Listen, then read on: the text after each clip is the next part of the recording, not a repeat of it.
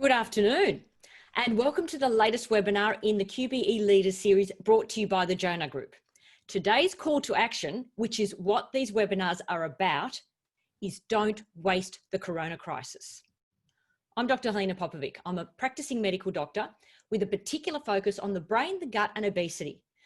But I think the biggest thing I've learned as a doctor is that education is actually more powerful than medication, because mastering our mind is the key to mastering our lives, to mastering our health, our body, our work, everything in our lives.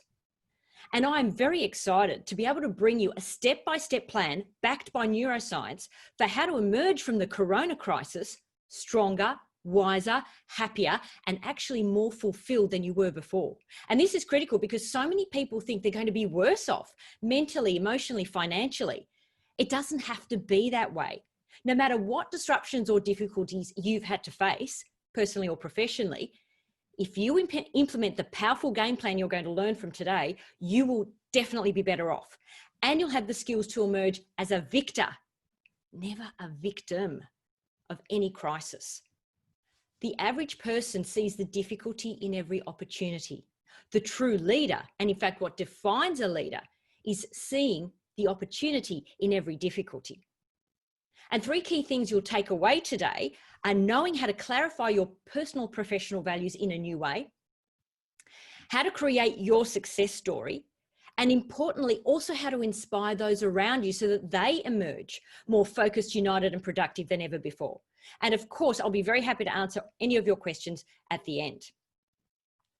Now, what's the biggest thing that stands in the way of us creating meaningful changes in our lives? Think about that for a moment. What is it that stops us? While you're thinking about that, I'm actually going to black myself out just for a little while, and I'll come back at various intervals to clarify things. But that way you can totally focus on the videos and we'll move on from there. But think about what is it that tends to stop us from even starting things. What are the greatest obstacles? And what I see in my practice is that it's believing that it takes a massive draining effort. Whether it's losing weight, getting fit, transforming how we work, we are so intimidated by the apparent enormity of the task. But what we've discovered at Jonah Group is that very small individual changes in our attitude, in our priorities, in our behaviors can make a very significant difference. And we call this the 2-degree shift. You've probably heard it before, but it is such an important point. I think it's important to talk about it and have it front of mind every time. If you boarded a plane in Perth that was heading for Rio de Janeiro, and that plane was just 2 degrees off course, how far from its destination would it land? 8,000 kilometers. It would end up in Detroit instead of Rio de Janeiro. That is a very different outcome for a very small shift. And in the same way, tiny shifts in the way we live day to day, and again, it doesn't even have to be an action. It could just be a tiny shift in our priorities or our attitude, maintained over time, lead to massively different results.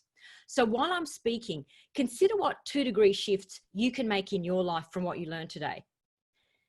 And the best part of all is that making those tiny shifts is actually really fulfilling, and it changes our identity. And that is the critical point. Change in identity is what produces lasting transformation. Now, who was it that said, "History will be kind to me, for I intend to write it"? Yes, it was Sir Winston Churchill, the master of managing crisis. And the reason he was so masterful was because he knew the true meaning of the word crisis. It originates from the Greek crisis, meaning decision, and it was adopted into English to mean decisive point. But somehow the word has taken on so many negative connotations, and it's the negative connotations, not the crisis itself, that limits us. Mark Twain used to say, "I've suffered so many tragedies in my life, but only a few of them actually happened." How we label something determines how we respond to it. We are not defined by what happens to us. We are defined by our decisions in every sphere of our lives. And that's exactly where most of us have found ourselves with the corona pandemic. So many people are at a decisive point in their personal, professional lives. And just keep in mind, What I'm talking about isn't only about the corona crisis. Every crisis, every unexpected hardship, every obstacle in our lives is a call to decide who we want to be, personally and professionally. Not just what we want to do, that's part of it. The important thing is who we want to be, helpful or helpless. A crisis is an invaluable vehicle for personal growth. And that's actually something to get really exhilarated about. Do you know what the biggest obstacle to growth is? Comfort. If it ain't broke, don't fix it. But just because it ain't broke doesn't mean it was optimal in the first place. Now, that's not to say that mastering a crisis is about adopting some banal positive attitude, and denying the inherent hardship. In this case, there have been so many restrictions, fear, uncertainty. So it's not about being insensitive to our own distress and to other people's distress. It's actually about being super sensitive to what's going on within you and around you, and then creating an inspiring vision to bring yourself out of it, and by extension, those around you. So really, a crisis is a call to heightened awareness. And the tragedy is that so many people want to numb themselves. And that's the last thing that a leader should be doing. Best-selling author, I don't know if you've heard of Thomas Harris, puts it beautifully. Problem solving is hunting. It's a savage pleasure, and we're born to it. So crises are the ultimate catapult into creativity. Now, your starting point might well be acknowledging fear and uncertainty, but then use that uncertainty as a launching pad for brainstorming solutions. So first and foremost, it is important to give yourself time to feel whatever the crisis initially triggers in you. Don't deny the shock. Don't deny if you're feeling grief, anger, panic. Really allow yourself to feel the fear deeply, but this is where people sometimes get lost. Give yourself a time limit, a few days, maybe even a week. The paradox is, the more you allow yourself to feel whatever comes up for you, the quicker the fear will dissipate and propel you to move forward. Right now, just turn your attention to your breathing. Just take a slow, deep, conscious breath. Feel the air as it enters your nostrils and slowly travels back out. And now just bring your awareness to your chest. Do you feel anything there? To your stomach? Do you feel anything there? I could move through your whole body, but I won't. The point I'm making is a similar process. We can engage in a similar process when it comes to feeling our feelings. Just sit there and feel the feeling.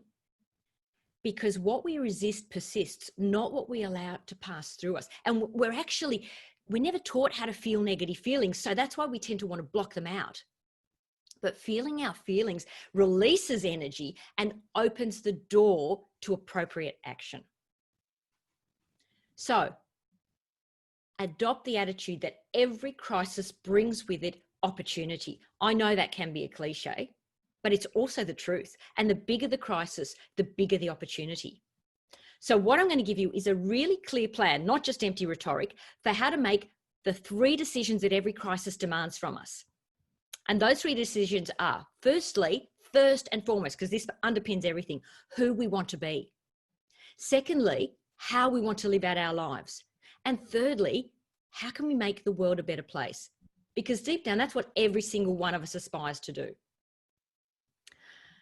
A year ago, April 2019, I looked up data from the PBS, that's the Pharmaceutical Benefits Scheme. And what the data showed was that 3 million Australians a year ago were taking antidepressants. That's 1 in 8 people. That actually means a lot more than 3 million people are depressed, because not everyone seeks medical help. Now, I don't know about you, but I think there is something fundamentally wrong with our society, our culture, the way we live our lives, if 1 in 8 people need to take medication to make them feel better. Yet we're feeding ourselves the story that our lives were fantastic before Corona came along, and now this nasty virus has taken it all away from us. It's our knee-jerk response to most crises, that things were great before this happened, and that's because we hate change. And now, Corona has ruined everything. Really? Things were on autopilot before this happened. And we do tend to slide into autopilot until something shakes us out of our complacency. When was the last time you actually had time to stop and think about anything? Don't waste this crisis. We've become so complacent about things. That's why a crisis is an invaluable opportunity to ask ourselves, how can I live a more meaningful life? And how can I make things better for my family, my community, the world? I see this with cancer patients. Nobody wants cancer. Cancer is a personal crisis. But afterwards, all my patients say to me, you know what? I wouldn't wish this on anyone, but my life is so much more meaningful since I've had to reevaluate my life. So use this and any crisis to clarify what's truly important to you and to reevaluate what you're doing with this one thrilling life. Unless, of course, you're a Buddhist and you get to come back. But there are no guarantees you'll come back as a human. So even Buddhists aren't off the hook. Another thing that happens in a crisis is we look for an enemy. Something or someone we can blame. Something we can fight, because a common enemy unites us and fires us up. But a lot of the time, we paint the wrong enemy. In the corona pandemic, we think the enemy is the virus. The enemy is not coronavirus. What do you think the real enemy might be? I've hinted at it. The real enemy is complacency. And complacency has been our enemy for a long time. So right now, I want you to pause for a moment yourself and reflect on whether there's anything in your life that you might have become complacent about. I'm actually going to put up a poll, a quick survey for you to answer that question. Have you become complacent about anything in your life? Your health, your fitness, your relationships, friendships, career, spirituality, dreams. Tick whichever, or tick on the survey that's just come up on your screen. What are some things or one thing that you might have become complacent about? I'll give you a few seconds to lock in your answers and we'll have a look.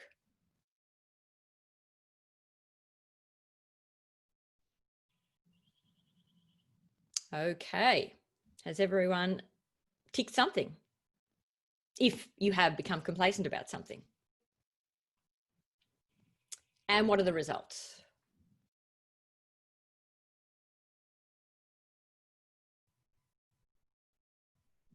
Okay. This is very representative. A lot of people become complacent about their physical health. When life gets really demanding, self-care just gets pushed into the background. So that's what I'm taking physical to mean, physical health.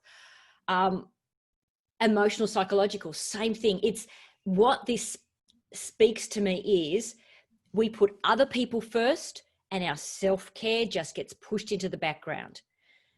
But here's the thing. So thank you very much for your contribution and your honesty. If we're not living a life that is truly meaningful to us, that really and truly nourishes us, we're not actually fulfilling those roles for which we're making those sacrifices. Be it your role as a parent, a partner, a team member, a leader. We tell ourselves that we're making personal sacrifices in order to accomplish these things. But the irony is that anything that takes away from our zest, our life force, our energy, our health, also takes away from what we're able to give to the very people and the causes we care about.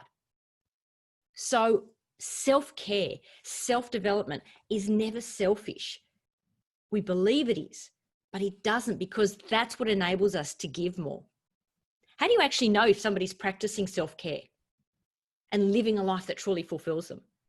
They light up a room when they walk into it. We know these people and we love these people, and it's not because of what they do, it's because of what they exude.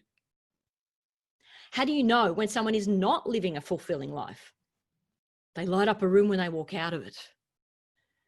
So just think about that. People respond to our vitality, not our productivity. Though if we are more vital, of course, we're also more productive. What about as a society? Where have we become complacent and inattentive, inadvertently become oblivious to? Well, from where I sit, we've definitely, as you showed actually in your survey answers, we've definitely become complacent about the repercussions of our I call it a fast-paced, furious, frantic, speed-obsessed, consumer-driven life. And that life has a big toll on our physical, psychological, and emotional well-being. 8 out of 10 people I see in my medical practice have come because of a lifestyle-induced illness. It blows my mind that 8 out of 10 visits to the doctor could be prevented if we just slept a little more, stressed a little less, moved a little more, ate a little less. So looking after our own health is definitely one area where we've become complacent. I think we've also become complacent about a world that values profit over people. Again, we say that we're not doing that, but if you look around, it looks like we are definitely valuing profit over people, criticism over compassion, greed over generosity. We've become complacent about destroying our exquisite natural environment, about how sedentary our lives are, and even about our social disconnection. And I'll talk about more about that in a moment. But I want to mention the most dangerous thing of all that we've become complacent about is allowing other people, collective consciousness, if you like, to dictate what a crisis means for us. If there's nothing else you take away from today, take away this. Don't let someone else write the story of your life, be it the media, a well-meaning colleague, or the culture you find yourself in. I mentioned social isolation before. With respect to COVID-19, we were socially isolated long before the virus came along. It just wasn't physically obvious. I've asked a lot of people if they feel connected to their community, and the vast majority answer no. Now, you might be different. I hope you are. But most people are not able to define a community they truly feel part of. And in my observation, if anything, the coronavirus has brought us together, not torn us apart. The other thing we tend to become complacent about, and I think this is kind of a bit of modesty, I guess, that is false modesty. We're complacent about our ability to make a difference, even leaders. We live as though our lives are too small. We're too small to matter, as though our choices don't count. There's nothing we can really do as an individual to change the world. More than anything, I think the corona crisis has demonstrated that every single person can make a difference. Our individual actions do matter. Just as one person can initiate the spread of a virus, one person can initiate the spread of kindness, hope, trust, generosity, thoughtfulness, inspiration, affirmative action. In the early days, I had neighbors dropping in little leaflets into my letterbox saying, if there's anything you need help with, I'm really happy to just go out and do some shopping, because they knew that I was looking after my father. He's passed away, but not everyone knows that because it wasn't that long ago. And so I had so many people just dropping notes saying, if you can't get out because of your father, how can we help? Wow. And when I received that, then it makes me more likely to be kind and want to spread that kindness. So behaviors are just as contagious as diseases. Behaviors spread just as quickly as fires, and especially if they're started by leaders. So ultimately, a crisis offers each and every one of us a choice about who we want to be, victim or victor. And the difference is a victim can't see past their losses. And once again, I want to reiterate, there is no denying that people, businesses, organisations, communities, we've all experienced huge losses in this crisis, not just in terms of finances and freedoms, but for a lot of people I speak to in my practice, they feel they've lost their identity, their role as a breadwinner. They've lost their businesses. They're totally lost. Some people have seen decades of unremitting hard work and personal sacrifices wiped out in one fire, one lockdown. But to take on the persona of victim, even though we might feel that way, shuts down our capacity to see possible solutions. regardless of what a crisis imposes on us, as an individual, as a group, as a leader, we can always emerge as victor. Because even when life propels us on a sharp, unexpected turn, we still get to choose who we want to be. So who do you want to be? For yourself, for your family, your colleagues, your community? Do you want to be a bleeder or a leader? A casualty or a creative problem solver? A person who spreads hope or hopelessness? Do you want to be someone who looks for acts of kindness they can extend to others? Or do you want to anesthetize yourself with alcohol? That's not a judgment. It's just recognizing that all these things are ultimately a choice. Let me ask you another question. What makes you happy? Jump into your chat box right now and in just 1 or 2 words, type in what makes you happy. What immediately springs to mind? I'll have a little look.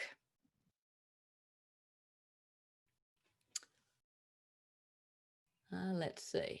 So just type in a few things. What makes you happy? Beach holidays, music, family, friends, traveling, family time, family, my animals, friends, gym, laughing, children, my fur child, family. The repeating thing is family, being with others, time to relax. Family, group fitness classes, kids, partying, traveling, my dog, family. This is fantastic. Laughing. Thank you for your answers. This is fantastic. And what it shows, learning something new. What your answers show, thank you, I'm really grateful for them, is that unless we actually stop to think about it, we have the mistaken belief that happiness comes from achieving our goals, financial freedom, lack of hardship. Guess what? It doesn't. Those things help, but the key to lasting happiness, and this is what your answers indicated, is having a sense of meaning. Meaning and purpose are the keys that unlock our greatest potential. True happiness comes from a sense of connection, purpose, and contribution. Yet our culture operates by the paradigm that anything that's hard is bad. That's just another grossly limiting belief. Now, it doesn't mean, this is really important, it doesn't mean I want things to be hard. Just like my cancer patients don't want cancer. But hardship is the price we pay for a more meaningful life, for a deeper appreciation of what we have and what we're truly capable of. We don't always get what we want, but we always get what we need to learn and to grow. Hardship is an opportunity to be the best version of ourselves. It's an opportunity to bring out our capacity to really lead and inspire others. So what makes us truly happy is the pursuit, not the attainment of meaningful goals. We're happiest when we have a really deep sense of purpose, when we're working towards something, and especially if it makes a positive difference to a bigger cause than ourselves, making a positive difference to others. That's it. That's feeling of value as human beings. That's the ultimate driver for everything that we do. And if we have that sense that we matter to others, we're making a positive difference, we're of value to someone else, deep down we are fulfilled and we feel stronger. And all the other stuff is surface stuff. But it often makes a crisis to make us realize that. Crisis, read challenge. That's why crisis makes us come alive. Crisis wakes us up from the coma of an unexamined life. Crisis enables us to discover who we really are and the impact we really have in directing the course of not only our own lives, but that of our family, friends, colleagues, community. The other thing I notice with patients with serious illnesses, and it applies in any crisis like this, is crisis sharpens our focus and clarifies our priorities. You know, when something really big happens, suddenly, you know, all those frustrations you have with your internet service provider just don't matter. Crisis stretches us to achieve more than we thought possible. Crisis reveals our strengths. So many people that come through a really debilitating illness say, I never would have thought I had the strength to do this. And even if they're not 100% cured, but the fact that they're managing this illness, they say, now this gives me the confidence to try other things I never thought I could manage or deal with or learn or accomplish. And what you've also shown is that crisis is what connects us most deeply to each other. And that's what life is all about. Doesn't matter who you are or what you do. Connection is what life is all about. And to that end, coronavirus has been especially generous in that it's affected every single person on the planet. It hasn't affected everyone in the same way, but it has affected everyone. Think about this. It's a total equalizer. It doesn't matter if you're young, old, male, female, gender neutral, transgender, rich, poor, educated, illiterate, every race, creed, color, temperament. Everyone in the whole world has been affected in one way or another. Think about that. After Corona, everyone in the world will have something in common with everyone else in the world. When you meet someone, there's always going to be something to ask them, to talk about. Hey, where were you during the Corona crisis? What were you doing? How did it affect you? The implications, I think, are breathtaking. And you realize that the coronavirus has even stopped wars. Saudi Arabia declared a ceasefire in Yemen. That is a move that could pave the way for ending a 5-year conflict. How many people are not going to die because of Corona? The questions I'm asking you are not rhetorical. They are actually a call to action. And once again, they're a call for you to decide what you're going to make any crisis at any time mean for you. Starting with this one. So we are up to the game plan. Each letter in the word crisis, C-R-I-S-I-S, stands for an action. I know it's corny, but this is the way you're going to remember it. It's exactly the same as remembering what to do in a first aid situation. DRS, ABCD, danger response, send for help, airway breathing, CPR, and defibrillation. In the same way, crisis, C-R-I-S-I-S, will become your automatic game plan in any crisis, whether it's personal, professional, financial, or emotional. And this 6-step game plan will enable you to emerge from a crisis living a more meaningful and fulfilling life, doing more meaningful and fulfilling work, and being a stronger, healthier, happier person. Now, that doesn't necessarily mean you'll change everything you're doing. What you will change is how you're doing it and the attitude you bring to it. And that's the most powerful thing. Okay, so let's go through each letter. What does crisis stand for? Number 1, C, stands for choose. I've introduced this already. Choose who you want to be, victim or victor. What kind of person would you want to be what kind of person would you want to be around in times of trouble? Do you want to be someone who is thoughtful, kind, encouraging? Whoever it is that you'd want to be around, choose to be that person yourself. The most incredible example of choosing who we want to be is found in a book by Dr. Viktor Frankl. Now, Viktor Frankl, you may well have heard of him. He was a Jewish psychiatrist who in 1943 landed in a Nazi concentration camp. And during his 3 years of imprisonment, he wrote the book Man's Search for Meaning. And in it he writes, I observed, because he was a psychiatrist, he was looking at this through the lens of psychiatry. He said, I observed human beings at their absolute worst, but also at their absolute best.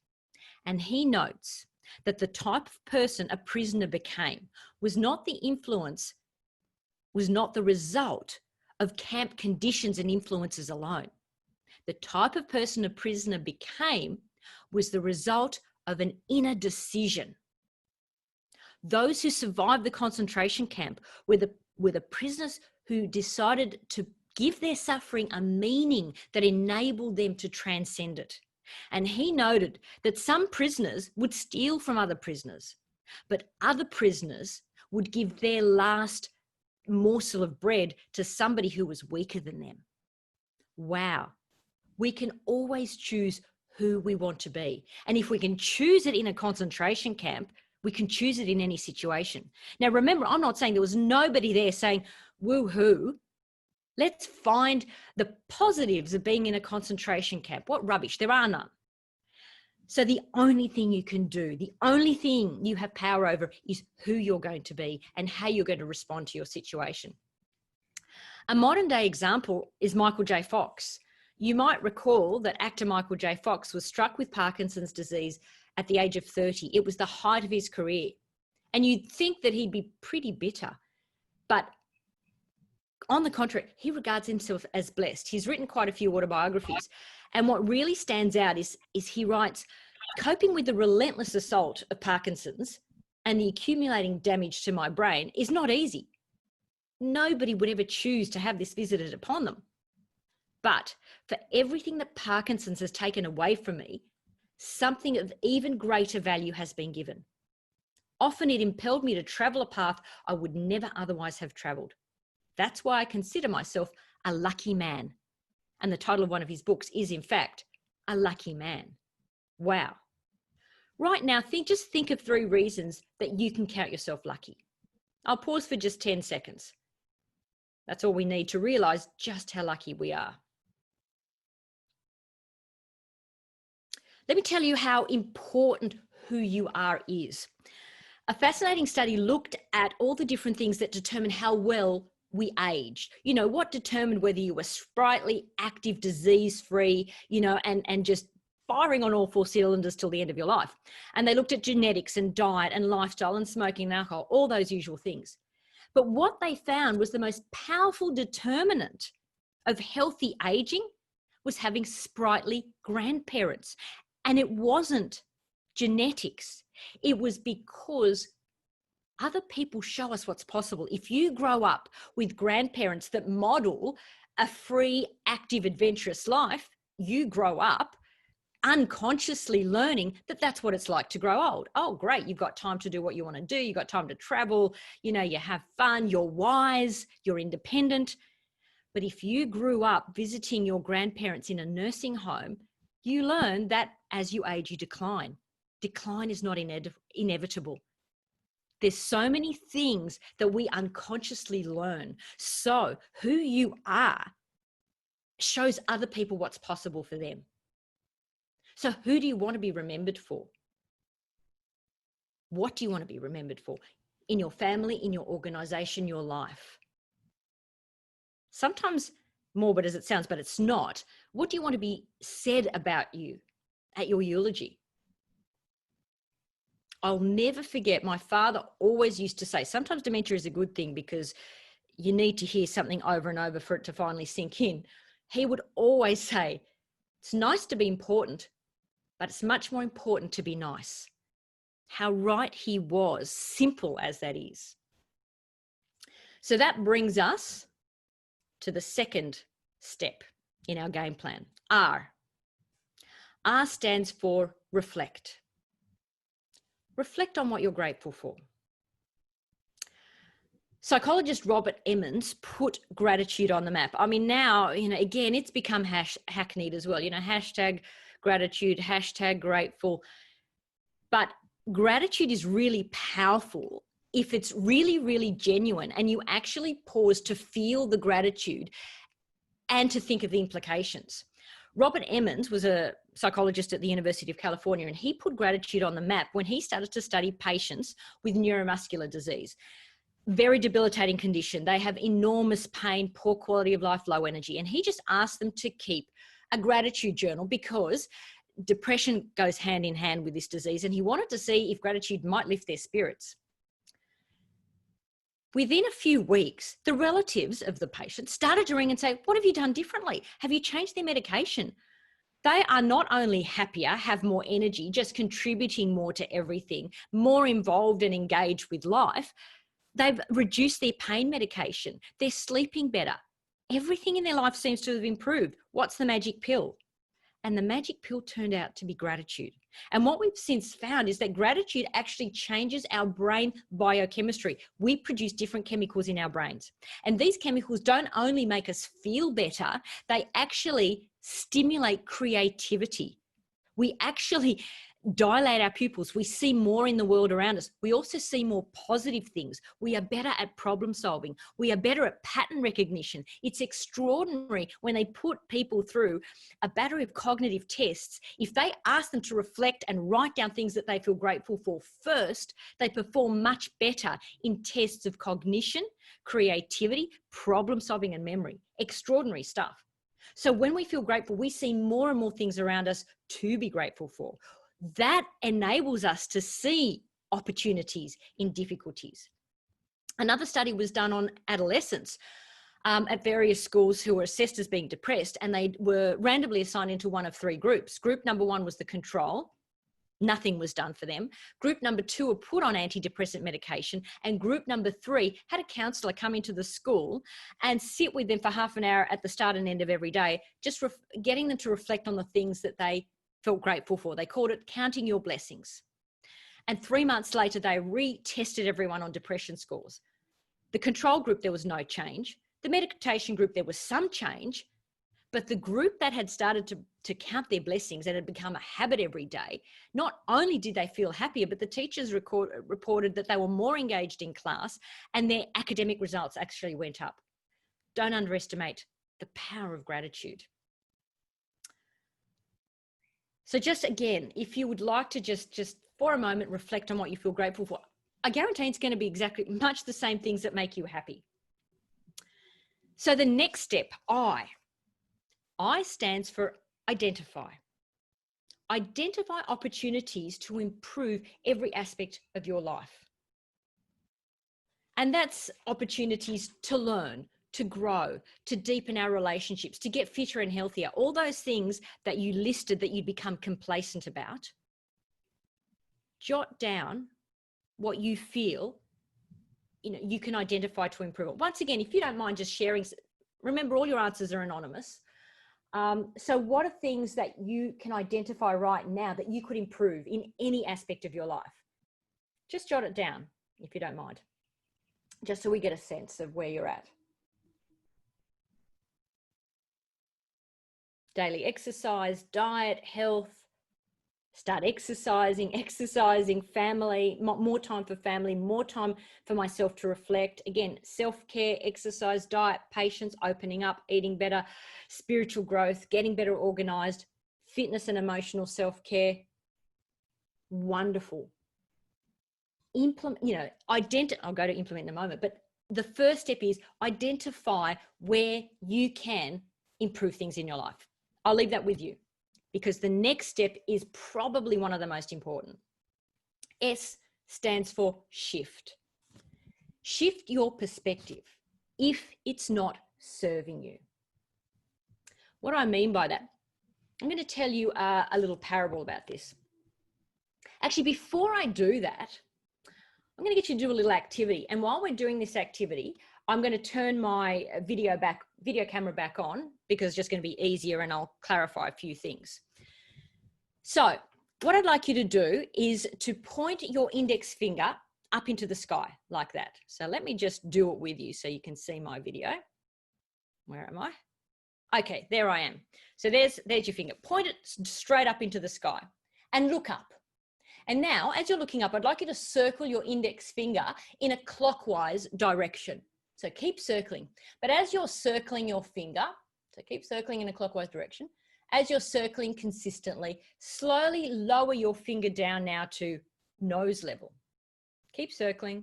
Don't ever stop that circling. And now lower your finger down to chest level. And now look back down onto your finger. In what direction is your finger now circling? Has it changed? Has it suddenly started to circle in an anti-clockwise direction when you look at it from the other angle? When we change our perspective, looking at it one way, looking at it the other way, things can look very different. And I'd like to share a parable with you. There was once an old man who lived in a village with his two greatest loves, his son and his horse. They were his emotional support. They were his livelihood. They meant everything to him. And one day there was a really terrible storm. The horse got spooked. It broke through the fence and it disappeared out into the forest. All the villagers came running to the man the next day saying, we'll help you find your horse because this is a real crisis for you. So they spent the whole day looking for the horse. Unfortunately, they couldn't find the horse. At the end of the day, they all came back to the man saying, this is a terrible thing that has happened. How are you going to cope on the farm without your horse? And the old man said, who knows if this is a bad thing or if this is a good thing? The villagers shook their heads and said, how can this possibly be a bad thing? It was possibly be a good thing. And the old man said, you never know. He did struggle for a few weeks. Then one bright, sunny, beautiful day, what happened? But the horse found its way home. And not only had the horse come home, it had found a companion horse in the wild. So now the old man didn't have one horse, he had two horses. All the villagers came running to the man saying, this is a fabulous thing that has happened. Your life is now easier. You're right. That crisis was actually a blessing. And the old man said, who knows if this is a good thing or if this is a bad thing? How can having two horses be a bad thing? Anyway, the new horse was wild, never been broken in. So the old man's son had to sit on the horse and try and break it in. Now, it was so resistant, it bucked so hard, it threw the old man's son off. He landed badly and he broke his leg. Oh no. All the villagers came running to the man saying, this is actually even worse than losing your horse. How are you going to cope on the farm without your son? And the old man said, who knows if this is a bad thing or if this is a good thing? How can your son breaking his leg be a good thing? Well, the old man did struggle for a while, but very soon after that, war broke out in a neighbouring town. The army came through to the village, recruited all the healthy young men to fight at war. The only one left was the old man's son because he couldn't fight because he had a broken leg. All the villagers came running to the man saying, you were absolutely right. It is so good that your son can't fight at war. We're the only ones going to be laying awake at night wondering if our sons are going to die. And what do you think the old man said? Who knows if this is a good thing or if this is a bad thing? You know where this is going. It just keeps going and going and going. The moral of the story is when something happens, we don't know if it's a good thing or if it's a bad thing. Our ultimate power as a human being is we can choose the meaning we attach to our experiences. And what's important here is that we choose a meaning that serves us. It's not about finding the correct meaning. You know, it's not about there's some hidden meaning, moral destiny here. It's about choosing the meaning that serves you. If things don't turn out as planned, what are you going to make it mean? You're going to make it mean that I'm hopeless and useless, or are you going to make it mean there are skills that I can learn? There are other things that I can improve on. There are avenues I didn't look at. If you don't get the promotion you wanted, what are you going to make that mean? I'm hopeless, I'm never going to get anywhere. Or maybe there's something even better in store for me. Maybe if I just sharpen up a few skills, maybe if I talk to the people, you know, that I was hoping to get a promotion with, I might learn something really, really valuable. That is our ultimate choice. What are you going to make any crisis, any event in your life mean for you? Okay. I will block myself out again so you can continue to watch and appreciate the slides. As Hamlet said, things are neither good or bad, but thinking makes them so. So I stands for, and this is another really critical one, implement. Implement a plan of action in whatever area of your life it needs to be. Now, obviously that depends entirely on the situation. And we've covered this. This goes with identify what needs improving. That's where you want to implement a plan of action, because a plan of action cures anxiety, stress, and uncertainty. If you're rallying other people around, the key thing is make it a plan that inspires a sense of purpose. Breathe hope and optimism. That's how you resuscitate people in crisis. And uncertainty, remember, was the core driver of irrational behavior in this crisis. Uncertainty is the key thing that erodes mental health because the human brain hates uncertainty. Our brain is wired to constantly make predictions about what will happen next so that we can guide our behavior. And when we can't do that, the rational part of our brain shuts down and the emotional center, the limbic system, takes over. And that brings on fear, anxiety, and erratic behavior. What drove the toilet paper buying binge? Uncertainty and the fear that generated. And it drives us to desperately grasp at anything we can control. Researchers at University College London conducted experiments, don't know how they got away with this, but they did, that showed people are more stressed when they're told they might receive an electric shock than if they know they are definitely going to get one. Because if we know what we're about to face, we can prepare for it, at least psychologically, if not physically. So implement a plan of action, because that increases your sense of control and self-efficacy. And finally, S. S stands for support. Support others and allow them to support you. I know this is such a common theme, in all the Jonah webinars, so I won't elaborate, because it means stay connected, vulnerably connected, share, listen. Just be there for the people you love and the people you serve. You don't have to solve their problems. You just have to show them that you care. It's a cliche, but again, it's true. People don't care what you know until they know you care. I'll leave you with the two most powerful words in the English language. Do you know what they are? Me too. A final study, this was absolutely extraordinary. It was published in the Journal of Experimental Social Psychology, if you want to look it up.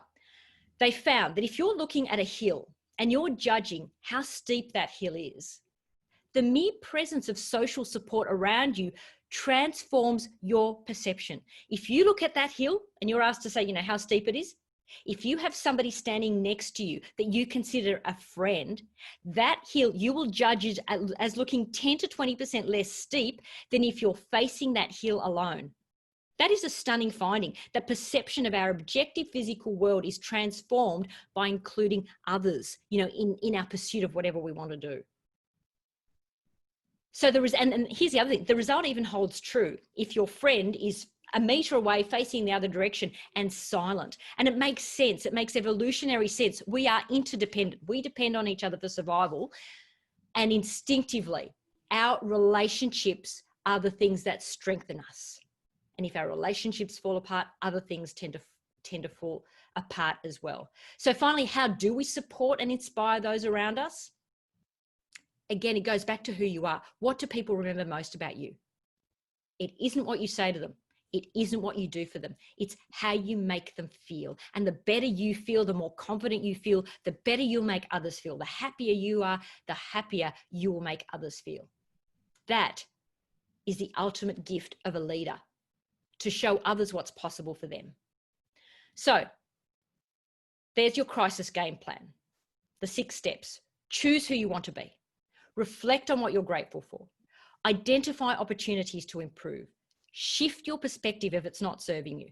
Implement a plan of action and support others and allow them to support you. Pull this CRISIS out just as you would DRS ABCD in a first aid situation. So to conclude with one more quote. Who was it that said, what's the best way to predict the future? Create it. Abraham Lincoln. When you look back on this time, when the world was consumed by corona, what will make you feel proud that you did or said or decided? Who do you want to have become? What will make you truly feel, I am so glad I didn't waste this crisis? Okay, so now it's time to answer some of your questions. Feel free to put anything in the chat box. Are there any questions? Is there anything that wasn't clear?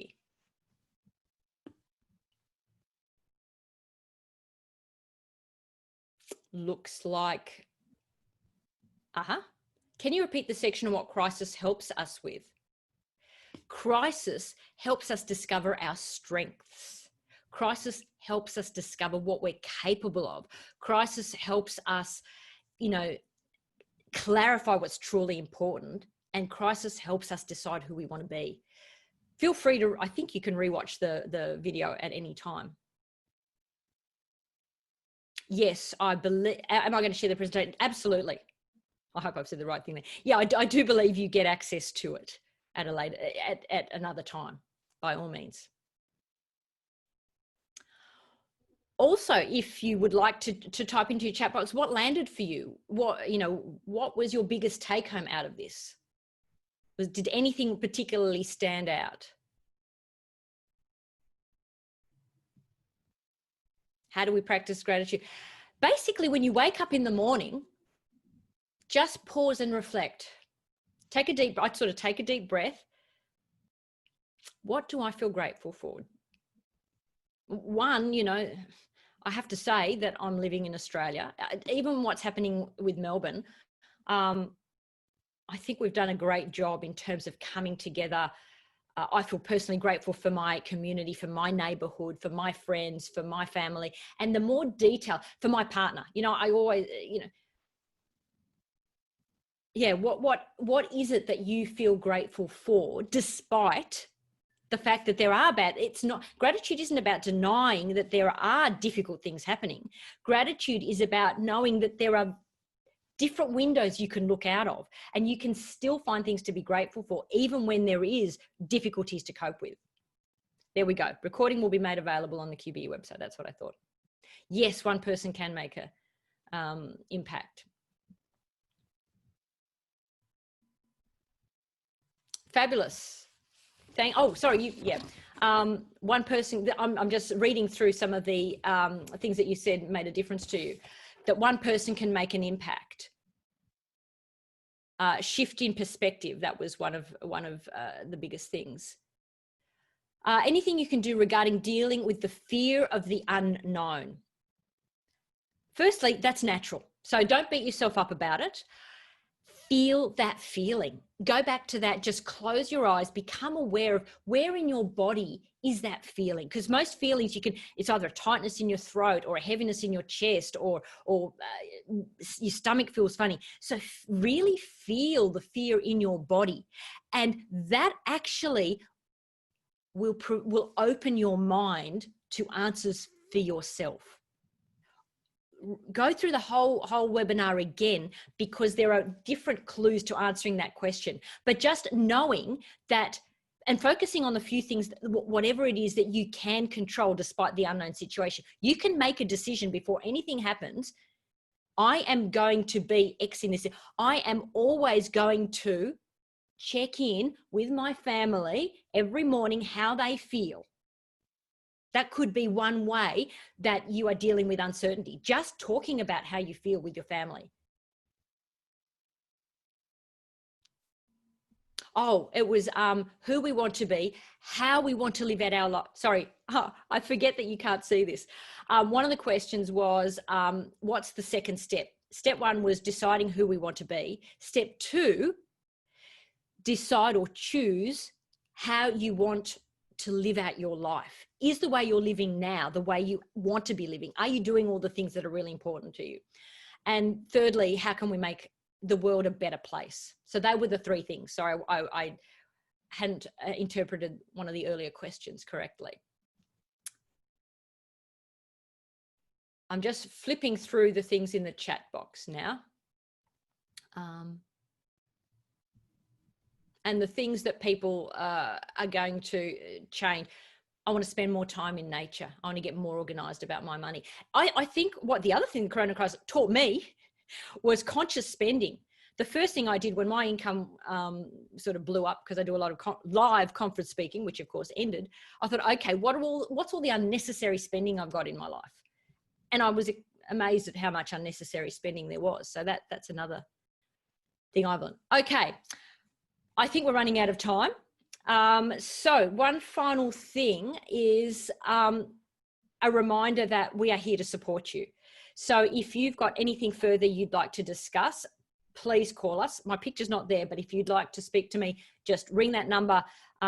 You can ask for me, you can ask for any of our consultants. We're all on the same wavelength and they're all absolutely brilliant. So please feel free to call that number at any time. The next webinar is on Tuesday, the 21st of July. The topic is the psychology of human behaviour in times of rapid change. And that will be presented by the very skilled and insightful Nada Wenzel. So make sure you tune into that webinar. And finally, let me move the chat box out of the way so I can see the screen myself. Your feedback.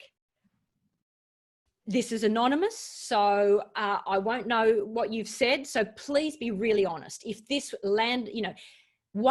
tick one if this was a complete waste of time and you wish you'd stayed in bed. tick 10 if this was a really good use of your time and you found it very valuable, and of course anything in between. And as I said, please be honest, because I need to know whether this is worthwhile and whether I need to change this, present it differently, or whether this is all really common sense and you don't need it repeated. So I'll just give you some time to tick how valuable you found this. 1, not at all. 10, really, really valuable. Got a lot out of it. Okay, I can see some numbers happening. Please keep the responses coming. And when we've got everyone locked in, we will see the results.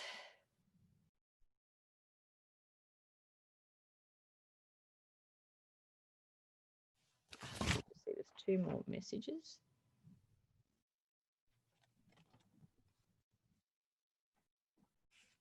Wonderful. Thank you very much indeed. I really, really appreciate the positive responses. So I presume you can all see that as well. So the biggest, a third of you rated 9, a quarter of you, 9 out of 10, a quarter of you rated it 10 out of 10. Thank you.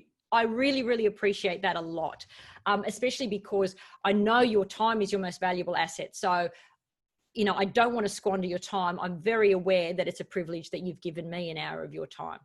So thank you very much for your active participation. I've thoroughly enjoyed speaking to you, and I will see you again in about a month's time. And until then, don't waste the corona crisis.